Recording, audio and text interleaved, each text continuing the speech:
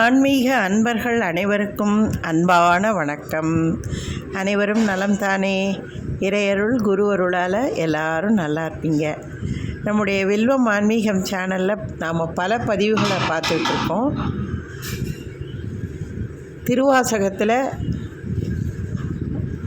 ஆரம்பத்திலேருந்தே சிவபுராணம், கீர்த்தி திரு அகவல், போற்றி திரு அகவல், திரு அண்டப்பகுதி, திருச்சதகம், இந்த மாதிரி 5 பகுதிகளை நம்ம முடிச்சிருக்கோம். அதுக்கு நல்ல வரவேற்பு நீங்கள் கொடுக்குறீங்க. நிறைய பேர் நல்லா இருக்குமா, நீங்கள் சொல்லி கொடுக்கறத வச்சு நாங்களும் மனப்பாடம் பண்ணி பூஜை அறையில் பாடுறோம், மனதுக்கு ரொம்ப நிறைவாக இருக்குது அப்படின்னெல்லாம் கமெண்ட்டில் சொல்கிறீங்க. அது எனக்கு ரொம்ப சந்தோஷமாக இருக்குது. அந்த சிவனே என்னை வாழ்த்துகிற மாதிரி எனக்கு அவ்வளோ மனசுக்கு ஒரு நிறைவாகவும் அளவிட முடியாத ஒரு ஆனந்தமாகவும் மகிழ்ச்சியாகவும் இருக்குங்க.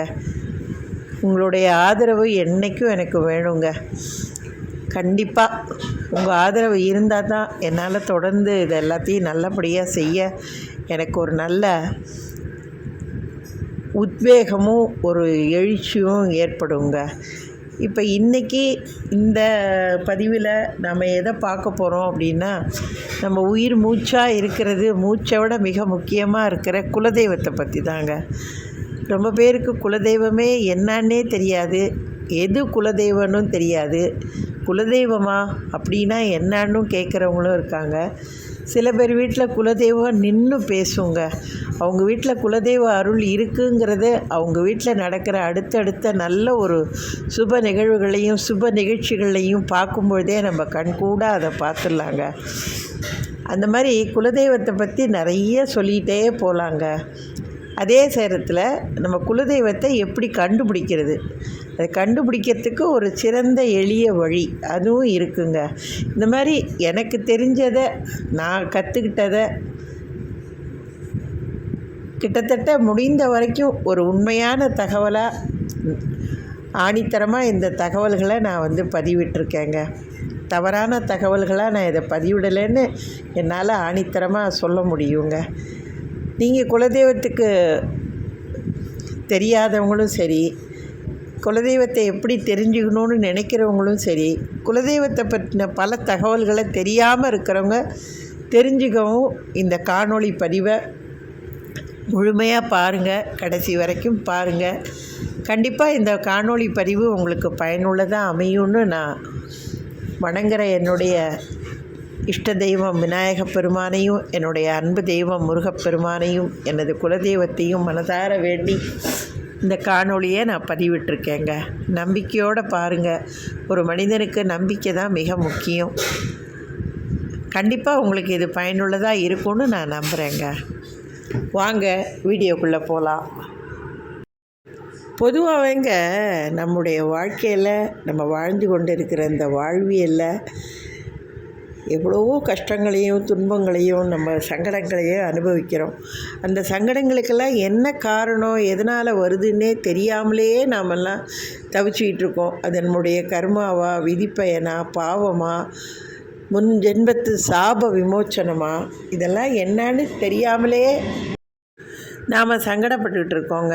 ஒரு வகையில் பார்த்திங்கன்னா இதுக்கெல்லாம் காரணமே நம்ம குலதெய்வத்துடைய அருள் நமக்கு இல்லாமல் இருக்கிறது தாங்க.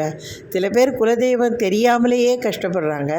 சில பேர் குலதெய்வம் தெரிஞ்சிருந்தும் குலதெய்வத்தை போய் முறையாக வழிபடாமல், குலதெய்வத்தை போய் பார்க்காம, குலதெய்வத்தை அலட்சியப்படுத்துறதுனாலையும் நிறைய பேர் பல கஷ்டங்களுக்கு ஆளாகிறவங்க. முதல்ல குலதெய்வம்னா என்ன, குலதெய்வங்கிறது யார் குலதெய்வம் அப்படிங்கிறத ஃபஸ்ட்டு புரிஞ்சுக்கோங்க. யாராக இருந்தாலும் இந்த குலதெய்வன்றது யாருன்னு பார்த்தீங்கன்னா நம்முடைய முன்னோர்கள் தாங்க. என்னங்க எல்லாம் சாமின்னு சொல்லுவாங்க, நீங்கள் என்னமோ முன்னோர்கள்னு சொல்கிறீங்க. ஆமாங்க, நம்ம பாட்டம் மூட்டம் காலத்துலேருந்து அதுக்கு முந்தைய காலத்துலேருந்து நம்ம பரம்பரையாக, அதாவது நம்ம தந்தை வழியை சேர்ந்தது தான் குலதெய்வத்தினுடைய உரிமைங்க. அதுதான் குலதெய்வமாகவும் காலங்காலமாக ஏற்றுக்கொள்ளப்பட்டு வழிபட்டு வருதுங்க. அது மாதிரி நம்மளுடைய முன்னோர்கள் தான் நம்முடைய ஆர்ஜின், நம்முடைய டிஎன்ஏ, நம்மளுடைய வழித்தோன்றல் எல்லாமே பார்த்திங்கன்னா நம்மளுடைய முன்னோர்கள் தாங்க. அதாவது நம்ம பாட்ட மூட்டை காலத்திலே பார்த்திங்கன்னா வீட்டில் ஒவ்வொரு சமுதாயத்துலேயும் ஒரு தெய்வங்களை வந்து குலதெய்வமாக வச்சு வழிபட்டுட்டு வருவாங்க. சில பேர் உருவ வழிபாட்லேயும் வழிபட்டிருப்பாங்க. சில பேர் மரம், செடி, கொடி, கல், செங்கல், ஒரு சின்ன வேர். இன்னும் சில குடும்பங்களில் பார்த்திங்கன்னா அவங்க வீட்டில் இருக்கிற ஒரு பெண், அவங்க வந்து கன்னி கழியாமலேயே கல்யாணம் ஆகிறதுக்கு முன்னாடியே அவங்க வந்து ஏதோ ஒரு நோய்வாய்ப்பட்டோ இல்லை ஏதோ ஒரு காரணத்தினால அவங்க இறந்துருவாங்கங்க. அந்த மாதிரி இறந்தவங்கள கன்னி தெய்வமாக வச்சு அவங்கள வழித்தோன்றலாக வழி வழியாக அவங்க பரம்பரையில் அதை கூட குலதெய்வமாக வச்சு கும்பிட்டுட்டு வருவாங்க.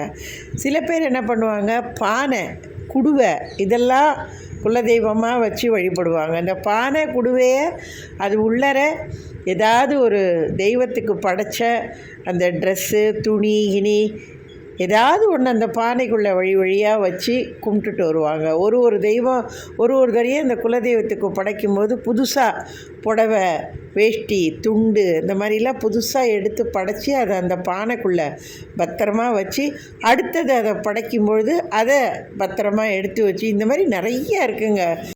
நான் ஏற்கனவே சொன்ன மாதிரி நமக்கு ஏற்படுகின்ற ஒவ்வொரு நல்வினைக்கும் தீவினைக்கும் நன்மைக்கும் தீமைக்கும் எல்லாத்துக்கும் மூல காரணமே முதல் காரணம் நம்முடைய குலதெய்வம் தாங்க. நம்ம வீட்டில் யாராக இருந்தாலும் சரி, வழி வழியாக நம்ம முன்னோர்கள் காலத்துலேருந்து நமக்கு எப்படி பின்பற்றிட்டு வந்தோம், நமக்கு எப்படி சொல்லி கொடுத்தாங்க அப்படிங்கிறத நம்ம உயிரை விட மேலாக அதை கருதி அதை விடாமல் தொடர்ந்து நம்ம கடைப்பிடித்து செஞ்சுட்டு வரணுங்க. நீங்கள் குலதெய்வம்னா உடனே பெரிய அப்படியே பயங்கர உருவமாக பார்க்குறதுக்கே பயமாக அந்த மாதிரிலாம் இருக்கிற தெய்வங்கள்லாம் தான் குலதெய்வம்னு நினச்சி சில பேர் நம்பிகிட்டு இருக்காங்க. அந்த மாதிரிலாம் எதுவும் கிடையாதுங்க. குலதெய்வத்தை பற்றி சொன்னால் இந்த வீடியோவே பத்தாது. பல வடிவங்களில் பல உருவங்களில் இன்றைக்கும் எல்லா இடங்கள்லையும், அது கிராமத்து பக்கம்லாம் போனீங்கன்னா அவ்வளோ வழிபாடோடு அவ்வளோ அம்சமாக சூப்பராக எல்லாம் கும்பிட்டுக்கிட்டு இருக்காங்கங்க. நீங்கள் உங்களுடைய இஷ்ட தெய்வமாக எந்த தெய்வத்தை வேணாலும் நீங்கள் வணங்கலாங்க. ஆனால் முக்கியமாக கும்பிட வேண்டிய, கட்டாயமாக கும்பிட வேண்டிய ஒரே ஒரு தெய்வம், அதுவும் நம்ம உயிரை, நம்ம குடியை, நம்ம குலத்தை காக்கிற ஒரே தெய்வம் நம்ம குலதெய்வம் தாங்க. அந்த குலதெய்வத்தை கும்பிட மறக்கவே கூடாதுங்க. நம்ம வீட்டில் ஒரு நல்ல காரியம் நடக்குது, நல்லதாக ஒன்று செய்ய போகிறோம், வீடு கட்ட போகிறோம், இடம் வாங்க போகிறோம், பொண்ணுக்கு வரன் பார்க்குறோம், பையனுக்கு வரன் பார்க்குறோம், இல்லை கல்யாணம் ஆகி நம்ம பொண்ணுக்கோ பையனுக்கோ அடுத்த வாரிசு உருவாகிறதுக்கு, உருவான வாரிசு நல்லபடியாக கைகால் வளர்ச்சியோட நல்லா பிறக்கணும், அடுத்தது வேலை கிடைக்கணுமா, அப்புறம் அடுத்தது நம்ம ஒரு தொழில் பண்ணுறோம், வியாபாரம் பண்ணுறோம், அதிலெல்லாம் நல்ல ஒரு முன்னேற்றம் வேணுமா, இப்படி நம்மோட வாழ்வோடு பின்னி பிணைந்த நம்முடைய ஒவ்வொரு தேவைகளுக்குங்க முதல் ஆசீர்வாதம் யாரோடது வேணும்னு பார்த்தீங்கன்னா நம்ம குலதெய்வத்தோடைய ஆசீர்வாதம் இருந்தால் தாங்க. நீங்கள் நேராக பிள்ளையார்கிட்ட போய் ஒன்று கேட்கலாம்ப்பா, பிள்ளையாரப்பா, இல்லை மாரியம்மனோ முருகனோ சிவனோ யாரை வேணாலும் நீங்கள் போய் வேண்டலாம். எப்பா எனக்கு இந்த காரியத்தை நல்லபடியாக முடித்து கொடுப்பான்னு நம்ம கேட்ட உடனே இந்த தெய்வங்கள்லாம் உடனே நமக்கு செவி மடுத்து செஞ்சு கொடுத்துறாதுங்க. அது ஃபஸ்ட்டு யாருக்கிட்ட தெரியுமா போய் கேட்கும், எப்பா உன்னோட ஆளுப்பா என்னை வந்து வேண்டுறான், என்னமோ அவனுக்கு வீடு வேணுமா, இது இடம் வேணுமா, அவன் பொண்ணு பிள்ளைக்கு கல்யாணம் ஆகணுமா, அவனுக்கு வியாபாரமே நொடிச்சு போச்சான் அப்படின்னு எல்லாம் சொல்லி என்கிட்ட வந்து அவ்வளோ தூரம் புலம்புறான், வேண்டுறான்ப்பா, என்னப்பா செய்யலாம், அவனுக்கு பிரார்த்தனையெல்லாம் நிறைவேற்றி எல்லாம் செஞ்சு கொடுக்கலாமா, நீ சொல்லு, நீ சொன்னால் எல்லாம் நாங்கள் செய்கிறோம் அப்படின்னு சொல்லி கண்டிப்பாக எல்லா தெய்வங்களும் முதல்ல யாருக்கிட்ட போய் கேட்கும் அப்படின்னு பார்த்திங்கன்னா நம்முடைய குலசாமியை குலதெய்வத்துக்கிட்ட தாங்க போய் கேட்கும். என்னம்மா கதை விட்றீங்க, நல்லா புருடாக விட்றீங்கம்மா, சினிமாலெல்லாம் கதை சொல்கிற மாதிரி அப்படின்னு நீங்கள் நினைப்பீங்க. கிடையவே கிடையாதுங்க. இது நிதர்சனமான உண்மை, கண்டிப்பான உண்மைங்க. அதுக்கு தான் சொல்லுவாங்க, ஒருத்தனை வந்து கெடுக்கணும், அவன் குடியை அழிக்கணும், அவனையே அழிக்கணும் அப்படின்னு சொன்னால் முதல்ல அவன் குலதெய்வம் எதுங்கிறத கண்டுபிடிச்சி இந்த குலதெய்வத்தை நம்ம கட்டிட்டோம் அப்படின்னு சொன்னால் சீக்கிரம் அவனை அழிச்சிடலாம், அவனை வந்து நிர்மூலமாக்கிடலான்னு சொல்லுவாங்க. அதுக்காக தான் நம்ம உயிரையே காக்கிற நம்ம குலதெய்வத்தை அப்படியே இருக்க காலை கட்டி பிடிச்சிக்கிட்டு நீயே சரணாகதின்னு நம்ம இருந்துட்டோன்னு சொன்னால் ஒரு சின்ன துரும்பு கூட நம்மளை ஒன்றும் பண்ண முடியாதுங்க. நம்மளை கட்டி காக்கிற அந்த குலசாமியை நம்ம எப்படி வச்சுக்கணும்? நம்ம ஒரு நிமிஷம் யோசனை பண்ணி பாருங்கள். இப்போ இந்த காணொலியை பார்த்துக்கிட்டு இருக்கிறவங்க யாராக இருந்தாலுங்க, இப்போ உங்களுக்கு குலதெய்வம் தெரியலன்னு வச்சுக்கோங்க. இப்போ உங்கள் அப்பா வழியில் தாத்தா இல்லை பெரியப்பா சித்தப்பா இல்லை அடுத்த யாராவது வயது முதிர்ந்தவங்க உங்கள் தலைமுறையில் யார் பெரியவங்க மூத்தவங்க இருக்காங்களோ அவங்கள போய் முதல்ல பாருங்கள். ஆமாம், நாங்கள் அவங்களோடலாம் பேசவே மாட்டோம், நீங்கள் போய் அவங்கள கேளுங்கன்னு சொல்கிறீங்கன்னு மனசுக்குள்ளே நினச்சிப்பீங்க. அந்த மாதிரிலாம் அந்த தப்பெல்லாம் பண்ணாதீங்கங்க. குலதெய்வமே எப்படி தெரியுமா விரும்பும்? கூட்டம் கூட்டமாக பங்காளி எல்லாரோடையும் ஒன்றா சேர்ந்து வந்து தார தப்பட்டையோட பெரிய தலைவாழை இலை போட்டு படைச்சி அப்படி கும்பிட தாங்க குலதெய்வமே ஆசைப்படும். அந்த மாதிரி நீங்கள் போனீங்கன்னா குலதெய்வம் அவ்வளோ சந்தோஷப்படுங்க. வந்துட்டான்டா, என் பங்காளி வந்துட்டான்டா, என் புள்ள வந்துட்டான்டா, என் மடையெல்லாம் வந்துடுச்சுடான்னு அவ்வளோ சந்தோஷப்பட்டு குதூகாலிக்குமாங்க. அதனால் நம்ம வழித்தொண்டரில் யார் நமக்கு பெரியவங்க வீட்டில் யார் இருக்காங்களோ அவங்கள போய் ஃபஸ்ட்டு கேளுங்க. நமக்கு குலதெய்வம் எது? ஆண் தெய்வமா, பெண் தெய்வமா, இல்லை ரெண்டும் கலந்ததா, இல்லை கன்னி தெய்வமா, இல்லை வேறு ஏதாவது பொருள் ரூபத்தில் தெய்வமாக இருக்கா, என்ன ஏது அப்படிங்கிறத ஃபஸ்ட்டு போய் கேளுங்க. அப்படி உங்கள் குடும்பத்தில் யாரும் இல்லை, பெரியவங்க மூத்தவங்களாம் யாரும் இறந்துட்டாங்க அப்படின்னா கூட உங்கள் ஊருக்கு ஃபஸ்ட்டு போங்க. உங்கள் அப்பா அம்மா வாழ்ந்த ஊர், உங்கள் மூதாதையர்கள் வாழ்ந்த ஊர், உங்கள் பாட்டன் பூட்டன் முப்பாட்டன் முன்னோர்கள்லாம் வாழ்ந்த ஊருன்னு இருக்கும்ல, இன்றைய வரைக்கும் இருக்கும். நம்ம வாழ்கிறது ஒரு இடமா இருந்தாலும் நம்முடைய சொந்த ஊருன்னு பார்த்தீங்கன்னா நமக்குன்னு ஒரு ஊர் எல்லாருக்குமே இருக்கும். அந்த ஊரில் போய் ஃபஸ்ட்டு விசாரிங்க. நீங்கள் அந்த மாதிரி விசாரிக்கும் பொழுதே கிட்டத்தட்ட ஓரளவு உங்களுக்கு உங்கள் குலதெய்வம் எதுங்கிறது உங்களுக்கு தெரிஞ்சிருங்க. கண்டிப்பாக ஒருத்தர் இல்லை ஒருத்தர் யாராவது ஒருத்தர் மூலியமாக நமக்கு குலதெய்வம் எதுன்னு கண்டிப்பாக தெரிஞ்சிருங்க.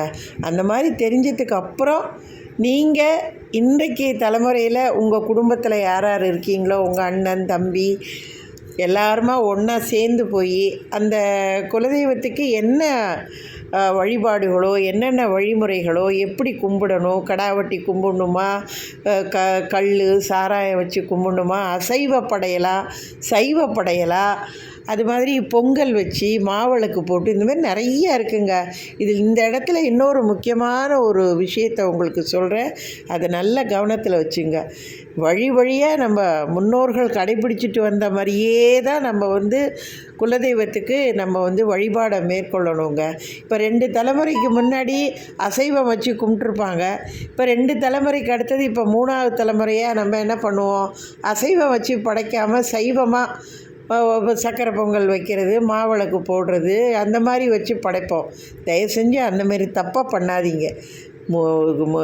குலதெய்வத்துக்கு அசைவ படையலா சைவ படையலா உங்கள் முன்னோர்கள் எப்படி கடைப்பிடிச்சாங்கன்றதை முதல்ல நீங்கள் கரெக்டாக சரியாக தெரிஞ்சுக்கிட்டு அதை மாற்றாமல் உங்கள் இஷ்டத்துக்கு நீங்கள் எதுவும் படையல்களை வச்சு படைக்காமல் உங்கள் குலதெய்வத்துக்கு என்ன நம்ம முன்னோர்கள் படைத்தாங்களோ அதை அப்படியே வழித்தோன்றலாக பின்பற்றணுங்க. இதை 100 இல்லை 200% கடைபிடிக்கணும். இந்த படையல் விஷயத்தையும் இந்த வழிபாடு விஷயத்தையும் தயவு செஞ்சு யாருக்காகவும் எந்த காரணத்துக்காகவும் மாற்றாதீங்க. நீங்கள் இது வரைக்கும் சொன்னதெல்லாம் சரிம்மா, முதல்ல எங்களுக்கு குலதெய்வமே என்னன்னே தெரியலையே, குலதெய்வமே தெரியாமல் நாங்கள் என்னத்தை போய் சாமி கும்பிட்றது, அதை முதல்ல குலதெய்வத்தை கண்டுபிடிக்கிறதுக்கே என்ன வழி அதை ஃபஸ்ட்டு சொல்லுங்கள், அப்புறம் நீங்கள் சொல்கிறதெல்லாம் நாங்கள் செய்கிறோம் அப்படின்னு நீங்கள் சொல்கிற உங்கள் மைண்ட் வாய்ஸ் கேட்குதுங்க. குலதெய்வத்தை எப்படி கண்டுபிடிக்கலாம் அப்படின்னு பார்த்தீங்கன்னா, வீட்டில் ஆண் அதாவது அப்பா தந்தை இருக்கார் இல்லையா, அவருடைய ஜாதகத்தை எடுத்துகிட்டு போய் நல்ல ஜாதகம் பார்த்து சொல்லக்கூடிய ஒருத்தவங்கள்ட்ட நீங்கள் ஜாதகத்தை கொடுத்தீங்கன்னு சொன்னால் அவங்க உங்கள் ஜாதகத்தை நல்லபடியாக பார்த்து உங்களுடைய ஜாதகத்தில் 5வது இடம் குலதெய்வம் தான்.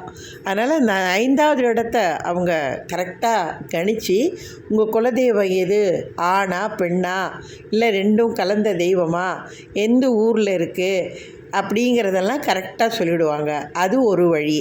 2வது ஒரு வழி, உங்கள் குலதெய்வமே எதுன்னு தெரியலன்னா, நீங்கள் எந்த தெய்வத்தை குலதெய்வமாக ஏற்றுக்கிட்டு வழிபட போகிறீங்க அப்படின்னு உங்கள் குடும்பத்துக்குள்ளே நீங்கள் ஒரு முடிவு பண்ணிக்கிட்டு அந்த பேரெல்லாம் ஒரு சீட்டில் எழுதி யாராவது ஒரு குழந்தைய விட்டு எடுக்க சொல்லுங்கள்.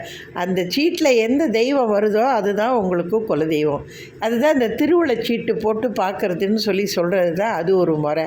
இல்லையா, கோயிலில் போய் ஐயர்கிட்டையோ பூசாரிகிட்டையோ யாருக்கிட்டேயோ நம்ம இந்த மாதிரி குலதெய்வம் தெரியல, எங்களுக்கு குலதெய்வத்தை நீங்கள் தான் எங்களுக்கு கண்டுபிடிச்சி நல்ல வாக்கா சொல்லணும்னு சொல்லி கோயிலில் போய் சொன்னீங்கன்னா, அவங்களும் உங்களுடைய குடும்ப வழக்கங்கள் எப்படி என்னென்ன சாமி கும்பிட்டீங்க எப்படி பண்ணீங்கன்றதெல்லாம் தெரிஞ்சுக்கிட்டு அவங்களும் உங்களுக்கு குலதெய்வத்தை கண்டுபிடிக்க கொடுக்கறதுக்கு அவங்களும் உங்களுக்கு ஒரு நல்ல வழியை ஏற்படுத்தி கொடுப்பாங்கங்க.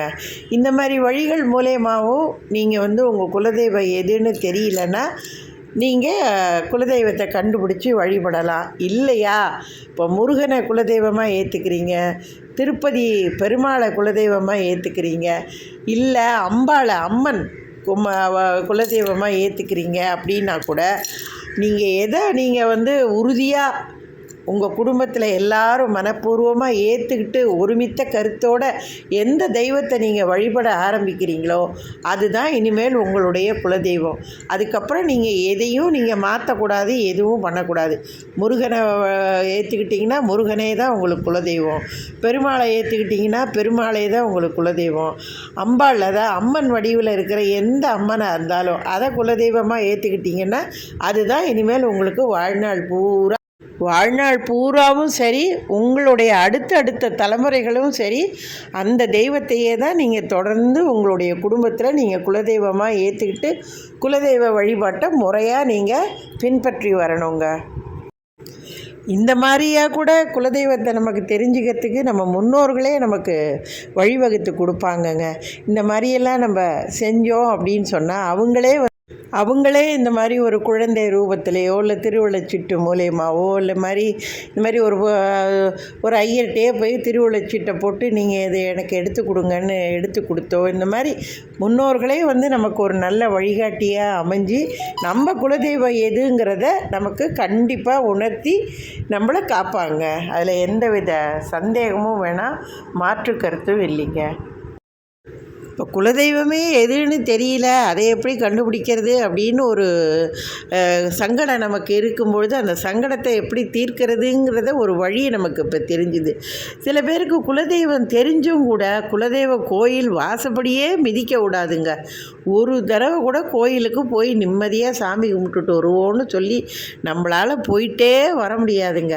நம்ம என்னென்னமோ முயற்சி எடுத்து குலதெய்வ கோயிலுக்கு போகணும்னு கிளம்புவோம். இதுதான் தடை, இதுதான் பிரச்சனைன்னு நம்ம எதிர்பார்க்காத பிரச்சனையும் தடைகளும் நம்மளை வாசப்படியே தாண்ட விடாதுங்க.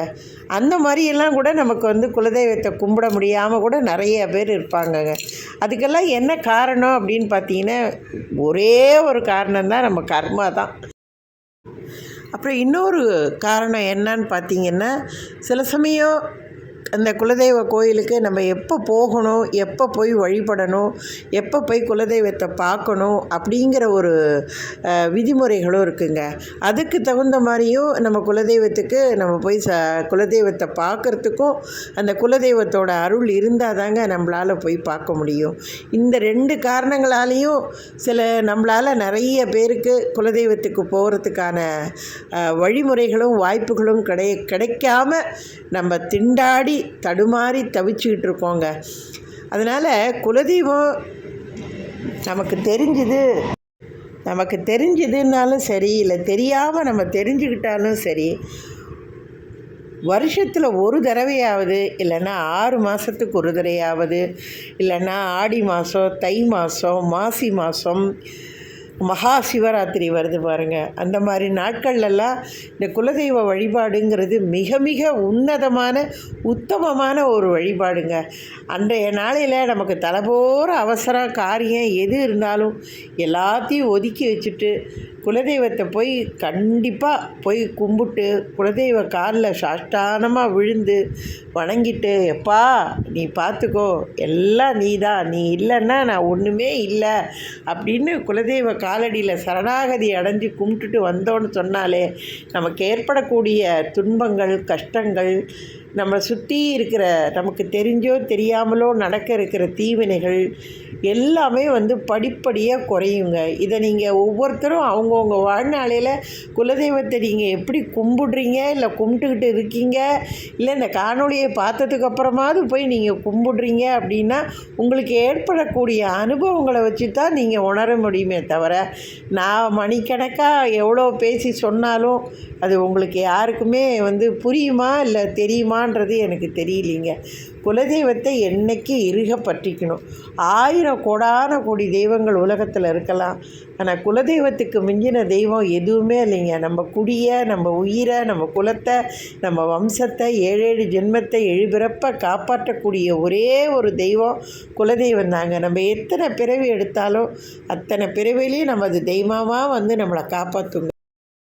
அடுத்ததாக குலதெய்வத்தினுடைய நடமாட்டமும் குலதெய்வத்தினுடைய அருளும் நம்ம வீட்டில் தொடர்ந்து நீடிச்சிட்டு இருக்கணும்னா நீங்கள் செய்ய வேண்டிய முக்கியமான முதல் காரியம் எதுன்னு பார்த்தீங்கன்னா, குலதெய்வ கோயிலுக்கு குலதெய்வம் எங்கே இருக்கோ அந்த இடத்துக்கு நீங்கள் அடிக்கடியாவது போயிட்டு வர முடியலன்னாலும் உங்களால் எப்பெல்லாம் முடியுதோ அப்போல்லாம் கண்டிப்பாக நீங்கள் போய் அந்த குலதெய்வ மண்ணை மிதித்து அந்த குலதெய்வ கோயிலுக்கு போய் குலதெய்வத்தை சாஷ்டானமாக விழுந்து கும்பிட்டுட்டு வந்தீங்கன்னா தான் இந்த குலதெய்வனுடைய அருளும் அறிகுறியும் உங்கள் வீட்டில் தெரியுங்க. இப்போ நீங்கள் அடிக்கடி குலதெய்வத்தை போய் பார்த்துக்கிட்டு இருக்கீங்க, உங்களுக்கும் குலதெய்வத்துக்குமான ஒரு கனெக்டிவிட்டி இருக்குது, நீங்கள் மனசார நம்பிக்கையோடு ஆழ்ந்த பக்தியோடு நீங்கள் கும்பிட்டுட்டு வரீங்கன்னு சொன்னால் உங்கள் வீட்டில் பார்த்திங்கன்னா நல்ல ஒரு சுப நிகழ்வுகள், நல்ல ஒரு சுப நிகழ்ச்சிகள், வீட்டில் திடீர்னு பார்த்திங்கன்னா நல்ல ஒரு சந்தன வாசனை, ஒரு விபூதி வாசனை, ஒரு மல்லிகைப்பூ வாசனை, அப்புறம் ஏதாவது பார்த்திங்கன்னா நம்ம எதிர்பார்த்துருக்கவே மாட்டோம், ஒரு நல்ல ஒரு சுப செய்தியாக நம்ம காதில் விழும். நம்ம ஒரு இடத்துல பணம் கடன் கேட்டிருப்போம், நமக்கு கிடைக்குமா கிடைக்காதான்னு நம்ம தவிச்சிக்கிட்டு இருப்போம். பார்த்திங்கன்னா தெய்வமே நமக்கு ஆசி கொடுத்த மாதிரி நம்ம கடன் கேட்ட இடத்துலேருந்து நமக்கு கடன் நமக்கு கிடைக்கும். அடுத்தது நம்ம ஒரு மருத்துவ செலவுக்காகவோ இல்லை மருத்துவத்துக்காகவோ நம்ம டாக்டர் வீட்டுக்கு போய் அப்படியே ஆஸ்பத்திரியில் தவிச்சிக்கிட்டு உட்காந்துருப்போம். நம்ம டாக்டர் என்ன சொல்ல போகிறாரோ, நம்ம உடம்புல என்ன வியாதியோ என்னவோ தெரியலையேன்னு, இல்லை நம்ம ஒரு ஆப்ரேஷனுக்காக நம்ம அட்மிட் ஆகி ஆப்ரேஷன் ஆக போகுதுன்னாலும் கூட அந்த ஆப்ரேஷன் நல்லபடியாக நமக்கு முடிஞ்சு நம்ம ஆயுள் ஆரோக்கியத்தோடு நல்லபடியாக நம்ம வீடு திரும்புகிறோம். இந்த மாதிரி ஒரு நல்ல காரியமும் நடக்குதுன்னா அதெல்லாம் கண்டிப்பாக குலதெய்வத்துடைய ஆசீர்வாதமும் அருளும் அறிகுறியும் நம்ம வீட்டில் இருக்கிறதுனால தான் இதெல்லாம் நமக்கு நடக்குதுங்க. இதெல்லாம் விளையாட்டாக நினைக்காதீங்க.